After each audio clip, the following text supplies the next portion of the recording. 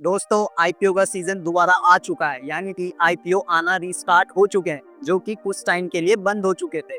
लेकिन बंद क्यों हो चुके थे? क्योंकि जो हमारी इंडियन मार्केट थी वो काफी टाइम से नीचे जा रही थी। इंडियन मार्केट ही नहीं, ग्लोबल मार्केट भी नीचे जा रही थी। उससे क्या फर्क पड़ता है? आईपीओ तो आना ही था, चाहे आज आए चाहे कल आए। इसी बीच एक आईपीओ आ गया है जिसका नाम है क्रिसजैक लिमिटेड। तो आज हम इस वीडियो में पर्टिकुलर क्रिसजैक लिमिटेड आईपीओ के बारे में एकदम डिटेल में जानने वाले हैं। इस आईपीओ के बारे में डीप एनालिसिस करने वाले हैं। तो मेक श्योर करें कि आप इस वीडियो को एक सेकंड का भी स्किप ना दें। और हाँ, इस वीडियो को एंड तक जरूर देखें, क्योंकि इस वीडियो में मैं आपको काफी कुछ बताने वाला हूँ। तो चलिए आइए शुरू करते हैं।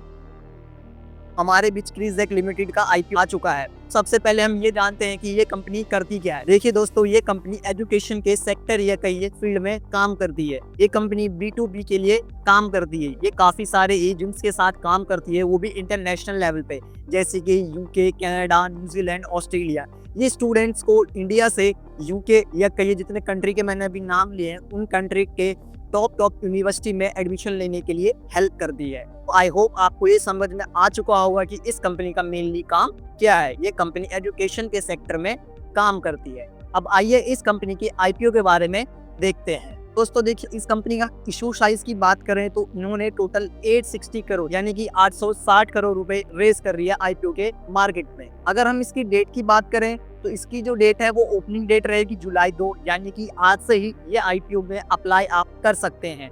और जो इसकी लास्ट डेट रहने वाली है अप्लाई करने की, वो रहेगी 4 जुलाई यानी कि 4 जुलाई। अगर हम प्राइस बैंड की बात करें तो 233 से लेके 245 तक पर शेयर का प्राइस रहने वाला है। अगर हम लॉट साइज की बात करें तो इसमें आपको एक लॉट में 61 शेयर्स मिलेंगे।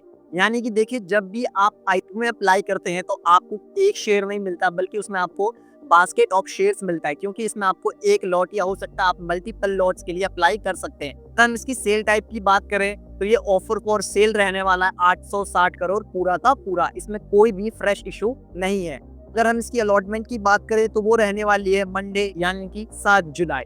अगर रिफंड्स की बात करें कि जिन पर्सन को शेयर अलॉट नहीं होंगे उनको रिफंड कब तक मिलेगा, तो उसकी डेट रहने वाली है 8 जुलाई यानी कि मंगल। अगर आपको आईपीओ में अलॉटमेंट मिल चुका है तो आपके डीमेट अकाउंट में जो शेयर अलॉट होंगे उसकी जो डेट रहने वाली है ट्यूसडे 8 जुलाई। आपके डीमेट अकाउंट में शेयर्स भी क्रेडिट हो चुके हैं, लेकिन ये मार्केट में लिस्ट कब होगा? तो इसकी जो लिस्टिंग डेट रहने वाली है वो रहने वाली है 9 जुलाई यानी कि वेडनेसडे। ये आईपीओ एनएससी और डीएससी यानी कि दोनों पे ये लिस्ट होने वाली है। अगर cut off time for UPI की बात करें तो जो लास्ट डेट रहने वाली है वो रहने वाली है जुलाई 4, यानी कि आप 4 जुलाई के 5 बजे से पहले इस पर्टिकुलर आईपीओ के लिए अपने बैंक से यूपीआई मैंडेट कर दीजिए, नहीं तो इसके बाद आपका एप्लीकेशन एक्सेप्ट नहीं होगा। आइए अब इसके हम लॉट साइज के बारे में डिटेल एनालिसिस करते हैं। देखिए, अगर आप रिटेल कैटेगरी में आते हैं तो आप एक लॉट अप्लाई कर सकते हैं जिसमें आपको 61 शेयर्स मिलेंगे। देखिए दोस्तों, क्या होता है रिटेल कैटेगरी में ना, आप जितने भी आईपीओ अप्लाई करेंगे उसमें आपको 15,000 रुपए से कम ही लगता है, यानी कि एक लॉट के लिए आपको 15,000 रुपए से कम में ही आपका काम हो जाता है। तो इसमें जो आपका टोटल अमाउंट लगेगा वो लगेगा 14,945 यानी कि 14,945। और हाँ दोस्तों, एक बात बताना आपको मैं भूल गया, ये जो प्राइस बैंड है 233 से लेके 245।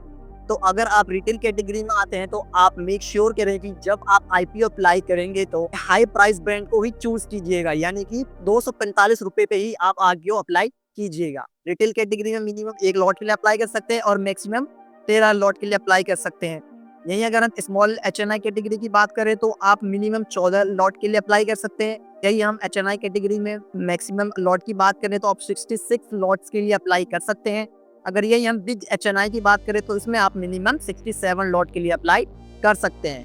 तो दोस्तों देखिए, ये तो था आईपीओ के बारे में। अब हम ये जानते हैं कि इस कंपनी में हमें अप्लाई करना चाहिए या नहीं करना चाहिए। उससे पहले हमको ये जानना है कि इस कंपनी के फाइनेंशियल्स हमें क्या कहता है। तो आइए हम एक बार इसके फाइनेंशियल्स के ऊपर नजर डालते हैं। कि दोस्तों आपके सामने दिख रहा हो कंपनी फाइनेंशियल्स की एसेट्स की बात करें तो ये मार्च 2023 में 304 करोड़ का था, फिर ये बढ़ा, अब ये 2025 में ऑलमोस्ट डबल हो गया, या कि ये 2.5 गुना हो चुका है। मतलब एसेट्स तो इसके बढ़ रहे हैं। अगर हम रेवेन्यू की बात करें तो वो भी हमें बढ़ते हुए नजर आ रहा है, क्योंकि मार्च 2023 में ये 517 करोड़ था और अभी हम 31 मार्च तक की बात करें तो 884 करोड़ है। प्रॉफिट आफ्टर टैक्स यानी कि टैट का हम बात करें तो मार्च 2023 में 112 करोड़ था और आज की बात करें तो 152 करोड़ है, यानी कि कहीं ना कहीं 40 करोड़ का प्रॉफिट आफ्टर टैक्स में इंक्रीज हुई है। EBITDA की बात करें तो वो भी आपको दिख रहा होगा, ये बढ़ता हुआ ही नजर आ रहा है। जहां मार्च 2023 में 107 करोड़ था, वहीं 2025 में 212 करोड़ ये पहुंच चुका है। नेटवर्थ की बात करें तो दोस्तों नेटवर्थ भी इसमें बढ़ता हुआ नजर आ रहा है हमें। अगर टोटल बोरोइंग की बात करें तो वो 8 लाख रुपए है। अगर हम इसकी केपीआई के बारे में बात करें तो ROE यानी कि रिटर्न ऑन एम्प्लॉयड 30.24% है। वही ROC return on capital employed की बात करें तो 40.3% है। RONA भी 30.24%। पैट का मार्जिन अगर आप देखें तो 17.28% है। एबिटा का मार्जिन देखें तो 25.05% है। प्राइस टू बुक वैल्यू देखिए तो 8.48 है। अब आप ये पूछेंगे कि क्या मैं इस पर्टिकुलर आईपीओ में अप्लाई करने वाला हूँ, तो इसका जवाब है कि अभी मैंने कुछ डिसीजन नहीं लिया है, क्योंकि ये आईपीओ तो अभी आज स्टार्ट ही हुआ है, यानी कि 2 जुलाई है आज, तो ये आईपीओ आज से स्टार्ट हुआ है और 4 जुलाई की इसकी लास्ट डेट रहने वाली है। तो मैं 4 जुलाई को डिसीजन लूंगा कि मैं इस आईपीओ में अप्लाई करूंगा नहीं करूंगा, और किस बेसिस पे डिसाइड करूंगा मैं, जीएमपी यानी कि ग्रे मार्केट प्रीमियम। तो दोस्तों अगर आप भी चाहते हैं कि आप मेरी तरह डिसीजन ले पाए, तो इसके लिए मैं अपने टेलीग्राम चैनल और इंस्टाग्राम पे अपडेट कर दूंगा कि इस आईपीओ में क्या जीएमपी रहने वाला है 4 जुलाई को। तो मेक श्योर करें कि आप मेरा टेलीग्राम का चैनल ज्वाइन करें और मुझे इंस्टाग्राम पे फॉलो करें। इन दोनों का लिंक आपको मेरे डिस्क्रिप्शन में मिल जाएगा। और हाँ दोस्तों, अगर आप आईपीओ में अप्लाई करना चाहते हैं तो आपको एक डीमेट अकाउंट की जरूरत पड़ेगी। अगर आपके पास डीमेट अकाउंट नहीं है तो आप फ्री में डीमेट अकाउंट खोल सकते हैं, उसका लिंक भी आपको मेरे डिस्क्रिप्शन में मिल जाएगा। और हाँ, आईपीओ में लक की बहुत जरूरत होती है भाई, किस्मत बहुत काम आती है। तो आप मेक श्योर करें कि आप एक ही अकाउंट से आईपीओ में अप्लाई ना करें, क्योंकि एक अकाउंट में अप्लाई करने से इसके चांसेस बहुत कम हो जाता है अलॉट होने के।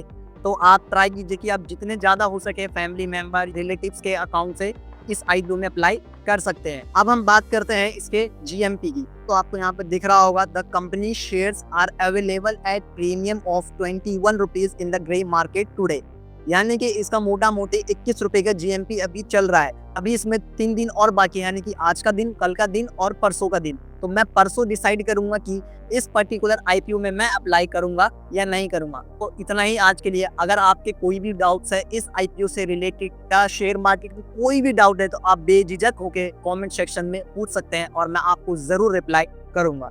थैंक यू दोस्तों।